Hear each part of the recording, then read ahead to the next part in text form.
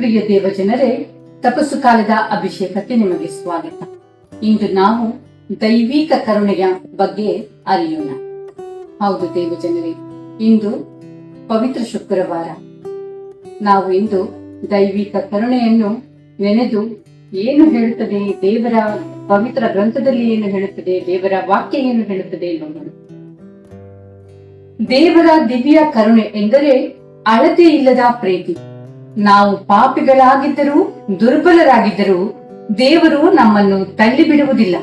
ಬದಲಾಗಿ ಆತನು ತನ್ನ ಕರುಣೆಯ ಕೈಯನ್ನು ಚಾಚಿ ನಮ್ಮನ್ನು ತಮ್ಮತ್ತ ಸೆಳೆಯುತ್ತಾನೆ. ದಿವ್ಯ ಕರುಣೆ ಎಂದರೆ ಕೇವಲ ದೇವರ ಗುಣವಲ್ಲ, ಅದು ನಮ್ಮ ರಕ್ಷಣೆಯ ದಾರಿ. ನಾವು ಕೆಲವೊಮ್ಮೆ ನಮ್ಮ ಪಾಪಗಳ ಭಾರದಿಂದ ಕುಗ್ಗಿ ಬಿಡುತ್ತೇವೆ. ನಾನು ದೇವರ ಬಳಿಗೆ ಹೋಗಲು ಯೋಗ್ಯನಾ ಎಂದು ಪ್ರಶ್ನಿಸುತ್ತೇವೆ. ಆದರೆ ಯೇಸು ಹೇಳುತ್ತಾರೆ, ಪಾಪಿಯೇ ಆಗಿದ್ದರೂ ನನ್ನ ಬಳಿಗೆ ಬಾ, ನಾನು ನಿನ್ನನ್ನು ಸ್ವೀಕರಿಸುತ್ತೇನೆ. ದೇವರ ಕರುಣೆ ಸಮುದ್ರದಂತೆ. ನಾವು ಎಷ್ಟು ಪಾಪ ಮಾಡಿದ್ದರೂ ಅದು ಇನ್ನೂ ದೊಡ್ಡದು. ನಾವು ಮಾಡಿದ ತಪ್ಪುಗಳನ್ನು ದೇವರು ನೆನಪಿಟ್ಟುಕೊಳ್ಳುವುದಿಲ್ಲ. ನಾವು ಪಶ್ಚಾತ್ತಾಪದಿಂದ ಹಿಂದಿರುಗುವ ಕ್ಷಣದಿಂದ ಹೊಸ ಜೀವನ ಆರಂಭವಾಗುತ್ತದೆ. ಯೇಸು ಕ್ರಿಸ್ತನ ಹೃದಯದಿಂದ ಹೊರಹೊಮ್ಮುವ ಕೆಂಪು ಮತ್ತು ಬಿಳಿ ಕಿರಣಗಳು, ರಕ್ತ ಮತ್ತು ನೀರು ನಮ್ಮ ಪಾಪಗಳನ್ನು ಶುದ್ಧಗೊಳಿಸುವ ದೇವರ ಕರುಣೆಯ ಸಂಕೇತವಾಗಿದೆ. ನಾವು ಎಷ್ಟೇ ದೂರ ಹೋಗಿದ್ದರೂ ದೇವರ ಕರುಣೆ ನಮ್ಮನ್ನು ಹಿಂದಿರುಗಿಸಲು ಸಾಕಷ್ಟು ಶಕ್ತಿಯುತವಾಗಿದೆ.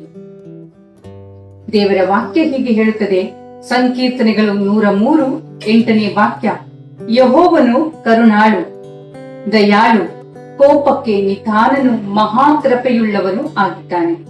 ಎಫೆಸಿಯರಿಗೆ ಬರೆದ ಪತ್ರಿಕೆ 2ನೇ ಅಧ್ಯಾಯ 4-5 ವಾಕ್ಯ ಹೀಗೆ ಹೇಳುತ್ತದೆ, ದೇವರು ಕರುಣೆಯಲ್ಲಿ ಶ್ರೀಮಂತನಾಗಿದ್ದಾನೆ. ಆತನು ನಮ್ಮನ್ನು ಪ್ರೀತಿಸಿದ ಮಹಾಪ್ರೇಮದಿಂದ ನಾವು ಪಾಪಗಳಲ್ಲಿ ಸತ್ತವರಾಗಿದ್ದರೂ ಕ್ರಿಸ್ತನಲ್ಲಿ ಜೀವಂತಗೊಳಿಸಿದ್ದಾನೆ. ಯೋಹಾನನ ಗ್ರಂಥ 3ನೇ ಅಧ್ಯಾಯ 16ನೇ ವಾಕ್ಯ, ದೇವರು ಲೋಕವನ್ನು ಇಷ್ಟು ಪ್ರೀತಿಸಿದನು, ತನ್ನ ಏಕೈಕ ಪುತ್ರನನ್ನೇ ಕೊಟ್ಟನು.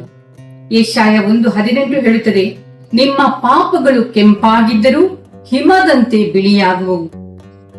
ಲೂಕ 15:20, ಅವನ ತಂದೆ ದೂರದಿಂದಲೇ ನೋಡಿ ಕರುಣೆಯಿಂದ ಓಡಿ ಬಂದು ಅವನನ್ನು ಅಪ್ಪಿಕೊಂಡನು.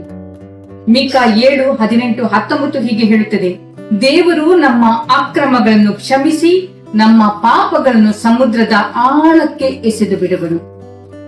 ದಿವ್ಯ ಕರುಣೆಯ ಜ್ಞಾನ ನಮ್ಮನ್ನು 3 ಮುಖ್ಯ ಮಾರ್ಗಗಳಿಗೆ ಕರೆಯುತ್ತದೆ. ನಂಬಿಕೆ. ಯೇಸುವೆ, ನಾನು ನಿನ್ನಲ್ಲಿ ನಂಬಿಕೆ ಇಟ್ಟಿದ್ದೇನೆ ಎಂಬುದು ಕೇವಲ ಮಾತಲ್ಲ, ಅದು ಜೀವನದ ಆಧಾರ. ಪಶ್ಚಾತ್ತಾಪ. ಪ್ರತಿದಿನ ನಮ್ಮ ತಪ್ಪುಗಳನ್ನು ಒಪ್ಪಿಕೊಂಡು ದೇವರ ಬಳಿಗೆ ಮರಳುವುದು.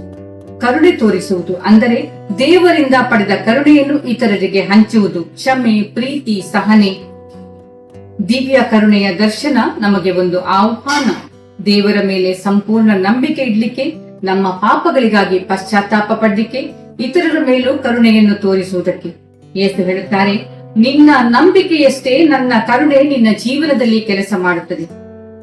ಹೌದು ದಯಾಮಯ ಯೇಸುವೆ, ನಾನು ನಿನ್ನಲ್ಲಿ ನಂಬಿಕೆ ಇಟ್ಟಿದ್ದೇನೆ.